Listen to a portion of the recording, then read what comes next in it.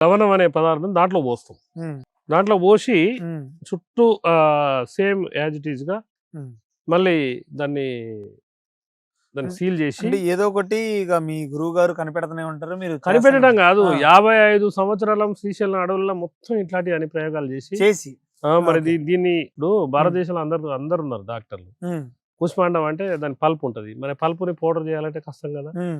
మరి మాకే ఈడికొచ్చినప్పుడు ఒక 4, 5 సార్లు కష్టమైంది. హ్మ్. బాబాయ్ చేస్తా ఉంటే మేము ఎమ్మటి ఉండి ఓ నైట్ డే అండ్ నైట్ ఇగ ఆయనకు ఇది అయిన దాకా నిద్ర పట్టదు. హ్మ్. ఇగ అట్లా ఆ విధంగా చేస్తుంటాడన్నమాట. ఓకే. అయితే ఇప్పుడు దాంట్లో చేస్తుంది చూడండి. హ్మ్. ఇప్పుడు దాన్ని అట్లా నింపుతాడు. హ్మ్. నింపిన తర్వాత యాజ్ ఇట్ ఈస్‌గా దాన్ని మూత పెట్టి హ్మ్. ఇట్లా వైరేస్తాడు. ఓకే. ఎందుకంటే మనం ఇంకొకటేందంటే ఇది జూడాలి మీరు. హ్మ్. సరే అట్లా ఆ విధంగా పోస్తాడు. దాని మీద ఓకే. మూత అటు. పెడతాడు.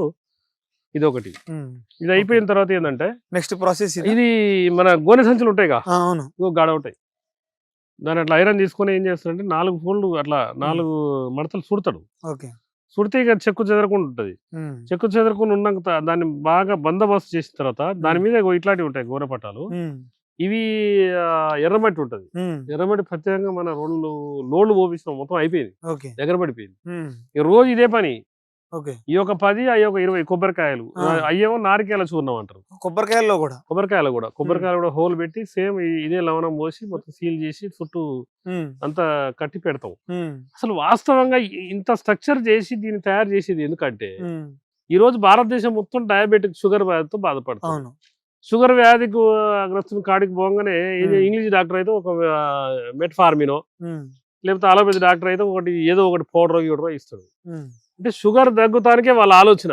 ఓకే. కానీ ఈ జీవక్రియ మెరుగుదల and energy levels, energy system పెంచుదాం అన్న ఆలోచన ఒక్కటి లేదు.